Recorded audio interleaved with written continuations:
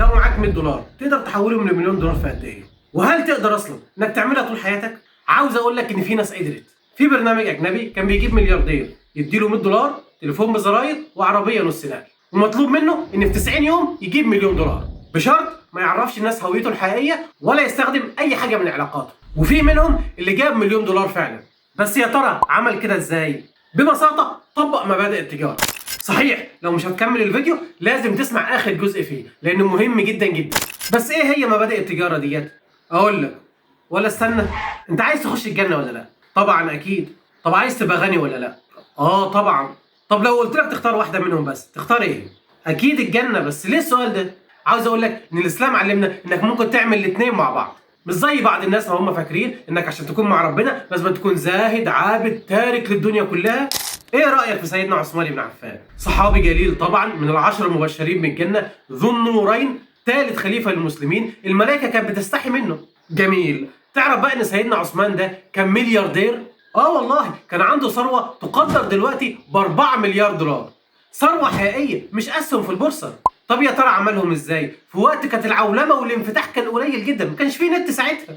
بالراحه كده، سيدنا عثمان بن عفان قبل الاسلام كان تاجر، فلما اسلم وهاجر مع الرسول عليه الصلاه والسلام من المدينه ما كانش حيلته غير سيفه بس.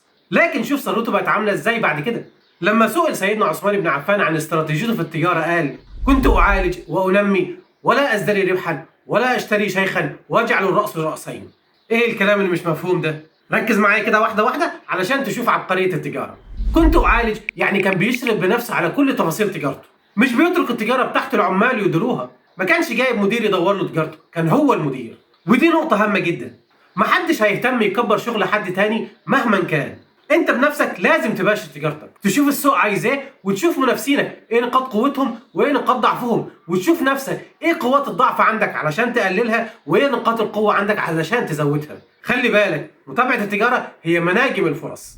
كنت انمي يعني كان بيعيد استثمار الارباح تاني، ما كانش بيشيل فلوس على جنب نهائي. اي فلوس يكسبها يحطها تاني في التجاره، في رحله مستمره لدوره راس المال. علشان تخلي فيه معلومه مهمه جدا للناس ان الادخار ساعات يكون مقبره للفلوس. كنت لا ازدري ربحا يعني ما كانش بيحتقر المكسب البسيط مهما كان. ودي نقطه مهمه جدا للناس اللي مستنيه ربح معين او مكسب معين او فرصه كبيره. يا حبيبي، علشان تكون تاجر ناجح اي مكسب اقبل بيه وشغل دوره راس المال. اياك والبضاعه الواقفه، طالما فيها مكسب بيع على طول. لا اشتري شيخا يعني كان بيتجنب السلع الفاسده والمهمله او البايظه. ولازم تراقب اذواق الناس باستمرار. حاجه خلاص بقت موضه قديمه خلاص ما تجيبهاش مهما كانت عشان هتتركن، او حاجه بايظه برضه مهما كانت رخيصه. ودي نصيحه مهمه جدا للتجار اللي بتستسهل حاجه رخيصه، ودي مجازفه كبيره لان ساعتها عمرك ما هتكون تاجر ناجح. لان التاجر عباره عن سمعه، لو طلعت عليك سمعه انك حاجتك بايظه خلاص انت كده انتهيت. وطبعا هنا انا مش بقصد الخرده، لان الخرده سكتها وشغلها معروف، لكن انا هنا بتكلم عن حاجه سليمه المفروض تؤدي الوظيفه بتاعتها سواء كانت جديده او مستعمله. واجعل الراس راسين يعني حرفيا بيطبق فن اداره المخاطر. لو سالت اي رائد اعمال انت بتشتغل في ايه؟ هيقول لك انا مش بشتغل في حاجه واحده، لازم استثمر في كذا حاجه في وقت واحد، بحيث لو حاجه خسرت الثانيه تعوض خسارتها. فبيدخل في صفقات كتير، فمعدل انه يخسر فلوسه بيقل. بالبلدي كده ما تحطش البيت كله في سله واحده. شفت بقى طريقه تفكير الصحابي الجليل ده كانت عامله ازاي؟ طب سؤال، هو انا لازم اكون معايا فلوس كتير عشان اكون تاجر كبير؟ يعني لو عايز اكون ملياردير لازم ابقى مليونير؟ احب اقول لك لو انت مقتنع بكده فانت ما بتفهمش في التجاره. ما انا لسه قايل لك سيدنا عثمان كان بادئ تقريبا من الصفر، والموضوع ده هيبان جدا مع الصحابي الجليل الثاني سيدنا عبد الرحمن بن عوف، واللي هو برضه من العشرة المبشرين بالجنه ومن اوائل الناس اللي اسلمت مع الرسول عليه الصلاه والسلام. اهو ده بقى كان بادئ من الصفر حرفيا. لكن لما مات كان نصيب زوجاته بس 400,000 دينار، ونصيب الزوجه في الاسلام هو الثمن، يعني هو كان يملك 3,200,000 دينار، دلوقتي يعدلهم مليار دولار. مش كده وبس، ده سيدنا عبد الرحمن بن عوف وصى ب40,000 دينار للصحابة اللي لسه عايشين اللي شاهدوا غزوة بدر، وكان لسه عايش منهم 100 صحابي، يعني كل واحد منهم خد 400 دينار. حتى ان سيدنا عثمان الغني خد برضه 400 دينار دول، ولما اتسأل قال لان دولت فيهم بركة. وحتى وسيدنا عبد الرحمن كان عايش جهز مرة جيش من 500 فرس شارك في غزوة من الغزوات مع الرسول عليه الصلاة والسلام. ومره كانت جات ليه قافله من الشام ب 700 جمل محملين على اخرهم، وتهافت عليه التجار، كله كان عايز ياخد القافله ديت ويدفع له فيها اللي هو عاوزه. قال لهم ان في حد خد مني القافله دي ب 700 ضعف. قالوا مين؟ قالوا الله سبحانه وتعالى. وفعلا انفق القافله دي كلها على الفقراء والمساكين. مش ربنا سبحانه وتعالى بيقول مثل الذين ينفقون في سبيل الله كمثل حبة أنبتت 7 سنابل في كل سنبلة 100 حبة والله يضاعف لمن يشاء. وكان ليه سمات كتيرة في عتق رقاب العبيد. مثلا يقال إن هو أعتق أكتر من 30,000 عبد. تعالوا نشوف بقى هو اشتغل إزاي من البداية. سيدنا عبد الرحمن بن عوف كان تاجر طول عمره، حتى انه يوم ما اسلم كان راجع بقافله من الشام، سمع بالرسول عليه الصلاه والسلام فراح له واسلم معاه. بعد ما اسلم قريش قالت له احنا هنوقف لك تجارتك ديت ومش هنشتغل معاك. قال لهم ايه يعني؟ انا تاجر من اليمن للشام برضه هعرف اطلع تجارتي، وحتى لو ما عرفتش انا سايبها لله. وفعلا فضلوا يضيقوا عليه لحد ما هاجر مع الرسول عليه السلام. ساعتها لما وصل المدينه ما كانش معاه فلوس حرفيا، ترك وراه كل تجارته وكل امواله لله سبحانه وتعالى، وما كانش زعلان عليها خالص، لان لما حصلت مفاضله بين فلوسه وبين الرسول عليه الصلاه والسلام ما ترددش لحظه. احنا قلنا ان سيدنا عبد الرحمن دخل المدينه بصفر فلوس، بس ما كانش صفر قوي، دخل باللي اهم من الفلوس. فاكر الراجل اللي قلنا عليه في اول الفيديو اللي ب 100 دولار عرف يعمل مليون دولار ومن غير ما يعرف الناس مين هو ولا يتواصل باي حد من علاقاته؟ كان داخل المشروع ده بايه؟ بحاجه واحده بس، اللي هي الخبره. الراجل ده شغال في التجاره من سنين طويله، فهو معاه خبره كبيره، عارف السوق كويس وعارف الفرص الكويسه فين. اول ما دخل المدينه الرسول عليه الصلاه والسلام اخى بينه وبين سيدنا سعد بن ربيع الانصاري، اللي قال له خد نص مالي ونص بيتي، حتى لو عايز واحده من زوجاتي اطلقها لك وتتجوزها انت. شوفوا التجارب اللي عند الصحابه ده كان عامل ازاي، كان مستعد يخسر كل حاجه عشان خاطر اخوه. لكن سيدنا عبد الرحمن بن عوف طبق اول قانون من قوانين التجاره الناجحه اللي هو الشجاعه. قال له بارك الله لك في مالك وبيتك واهلك ولكن دلني على السوق. رفض ياخد منه اي مليم حتى ولو على سبيل السلف. وهو ده مبدأ الشجاعه، مش بيتاجر بفلوس حد، لا انا اللي هعمل الفلوس، وعادي جدا نبدأ من الصفر.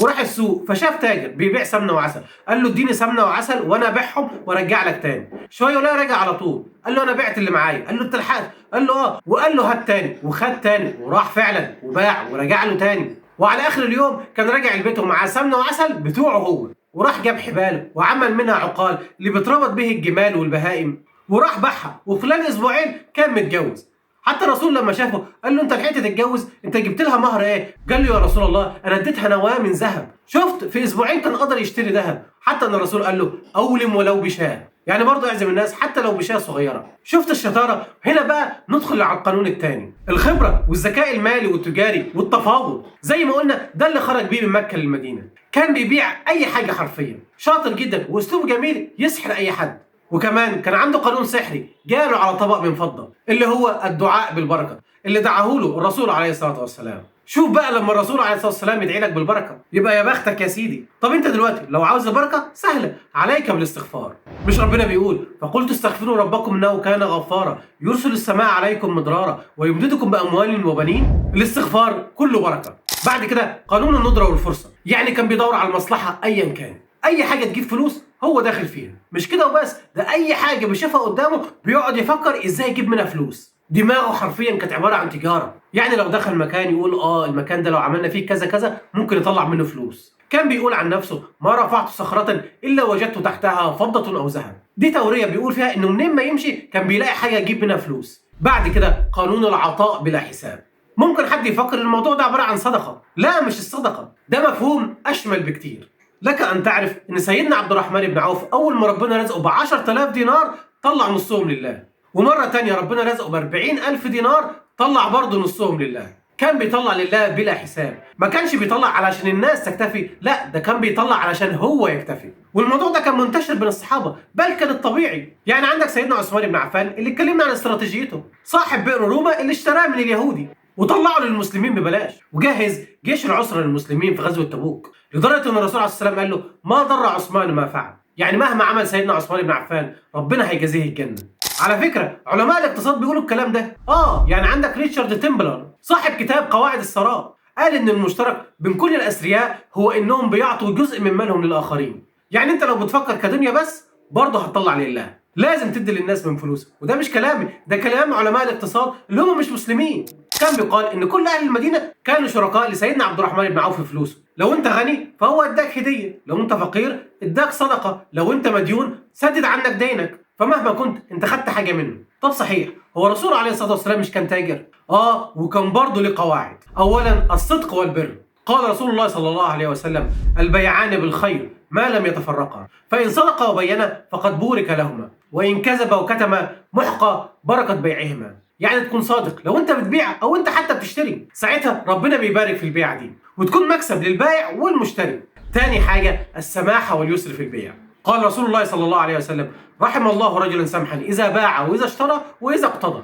السماحه في البيع دي حاجه مهمه جدا، فضلا على انها سبيل دخولك الجنه، فهي مهمه جدا ليك كمان في الدنيا. لكن في الدنيا بتعمل منك تاجر شاطر، انك ما تقفش على الواحده وتزهق اللي قدامك وتقعد تفاصل كتير وتعلي وتزود او تخسف بالحاجه الارض. ده تفكير عقيم في التجاره ومش بيطلع بيك لقدام. هتفضل محلك لانك بتبص تحت رجليك. لكن الراجل السمح الناس بتحب تتعامل معاه وبيشتري الاهم من الفلوس اللي هو العلاقات. شوف اي تاجر ناجح وقول له: انت راس مالك ايه؟ هقول لك: علاقاتي وسمعتي، مش فلوسي خالص. ثالثا اداء الحقوق. يقول رسول الله صلى الله عليه وسلم: خياركم احسنكم قضاء. يعني لو استلفت حاجه من حد او عليك دين لحد، لما تيجي رده احسن مما اخدته. يعني استلفت عربيه صاحبك، لما تيجي رجعها له زي ما خدتها بالظبط. ويا سلام بقى لو كان فيها عيب قبل ما تاخدها، ولما جيت رجعتها له من غير العيب ده، يبقى انت كده قضيت الدين احسن مما اخدته. وهنا بقى لو انت تاجر اعرف انك تاجر شاطر. رابعا اقاله النادم. يعني انت لو تاجر وفي حد عليه دين ليك لكن فقير ومعدم ومتعسر جدا ومش قادر ان هو يسد لك،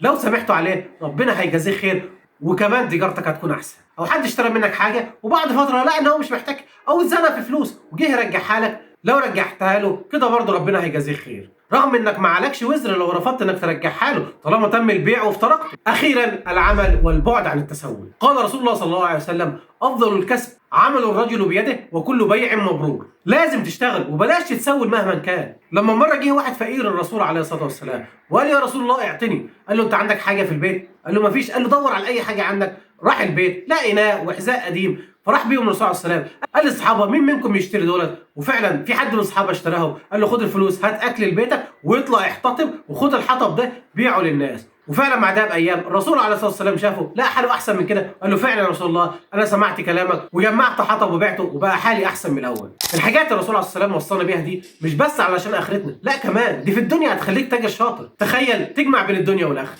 هقول لك شويه نصايح كده لو هتبدا بزنس. واحد، العقليه مهمه جدا. مش لازم يكون معاك فلوس، المهم النفسيه اللي هتبدا بيها المشروع وتكون فاهمه كويس، مش مهم الفلوس. زي ما شفنا مع سيدنا عبد الرحمن بن عوف وسيدنا عثمان بن عفان. ولازم يكون عندك المهاره في الحاجه اللي هتتاجر فيها. 2، الصدقه، طبعا احنا اتكلمنا فيها كتير. 3، اشتغل في حاجه ذات قيمه عاليه واستثمار جيد. يعني ما تشتغلش غير في المضمون والمفيد. تذكر: لا اشتري شيخا. 4، لما تيجي تدخل شراكه مع حد اوعى تدخل شراكه مع حد عمره لا باع ولا اشترى مهما كان دارس او عملك البحر طحينه. شوف شغله على الارض الاول عامل ازاي. 5، الوقت الحالي المشاريع التكنولوجيه هي الفرصه الذهبيه. لو عاوز تشتغل اشتغل فيها وهتكسب فعلا. 6، لما تاسس مشروع اسس مشروع قابل للتوسع والانتشار. مش مهم مكسبه كبير ولا صغير، المهم انك تتوسع، ده اهم بكتير من المكسب. 7، لما تعمل مشروع خلي العائد منه اكبر من التكلفه. مهما كان المشروع كبير لو مش مقضي مصاريفه بلاش واحسن. ودي حاجه بديهيه بس ناس كتير بيقعوا فيها لما يكون المشروع كبير وبيجيب دخل كبير بس دخله ده مش قد مصاريفه. اخيرا حاول تشتغل لحد ما تجيب استثمار بعائد مرتفع تقدر تشتري بيه اصول. الاصول دي نفسها تقدر تجيب منها دخل. يعني تشتغل لحد ما توفر ثمن عقار مثلا او شقه تاجرها وتجيب منها فلوس. في النهايه هقول لك بقى دلوقتي الحاجه اللي قلت لك في اول الفيديو مهم جدا انك تسمعها. التجاره مش لكل الناس، لان مش كل الناس عندهم نفس القدرات والامكانيات. فلو ما عندكش امكانيات التجاره ما تتعبش نفسك وتبهدل اسرتك معاك. ابن خلدون قسم الناس 3 انواع. النوع الاول اللي بيهتم بالافكار، وده صعب يكون موظف لان دماغه مليانه افكار والوظيفه هتقيد تفكيره مهما كان الراتب. فلو انت حد بتفكر كتير فالتجاره مهمه جدا بالنسبه لك وانت مناسب جدا ليها. النوع الثاني اللي بيهتم بالاشياء، وده واحد مش بيحب يفكر، تقول له يعمل حاجه الفلانيه يعملها افضل مما يكون لكن مش بيهمه عملها ليه. ده بقى موظف مثالي. فلو انت ده اوعى تسيب وظيفتك وتفكر في التجاره، لان التجاره مش مناسبه ليك نهائي، ولو تاجرت هتضيع نفسك واللي معاك. النوع الاخير اللي هو بيهتم بالاشخاص، ده واحد بيدور على حد يمشي وراه وزي ما بيقول بيعمل. وده بقى صعب يكون تاجر او حتى موظف مستقل، ده بيدور على حد ثقه يوجهه. فلو انت ده دور على حد ناجح مؤتمن ثقه وامشي وراه. طب الناس اللي من النوعين اللي في الاخر دول لما يكون معاه فلوس يعمل ايه؟ اقول لك قسم فلوسك 4 اجزاء ومش شرط يكونوا قد بعض. الجزء الاول خليه معاك تشتري بيه اللي انت عاوزه وتقضي بيه مصاريفك. الجزء الثاني هات بيه دهب، ده للطوارئ، حاجه محتفظه بقيمتها لكن لما تعوز تبيعها في اي وقت تقدر تبيعها بسهوله. الجزء الثالث هات بيه اصول ثابته زي عقار او حته ارض، ودي بقى هتكون الملاذ الامن اللي منين ما تحتاجه هتلاقيه، وكمان بيدر عليك دخل. اخر جزء لو فضل معاك فلوس شوف حد ثقه كويس بيتاجر في حاجه معينه واديله فلوس يتاجر لك فيها وتكون معاه على المكسب والخساره، ودي بقى هتكون الفرصه اللي فيها مخاطره. طبعا تقسيمه الفلوس دي على قد امكانياتك، في ناس تقدر تقسمها لاربعه وفي ناس مش قادره تكفي اول بند، فدي حاجه طبيعيه وانت ادرى واحد بحالك. في النهايه ربنا يرزق الجميع رزق حلال ويكون سبب في دخول الجنه. اللهم صل وسلم على سيدنا محمد. انا كده خلصت، سلام عليكم.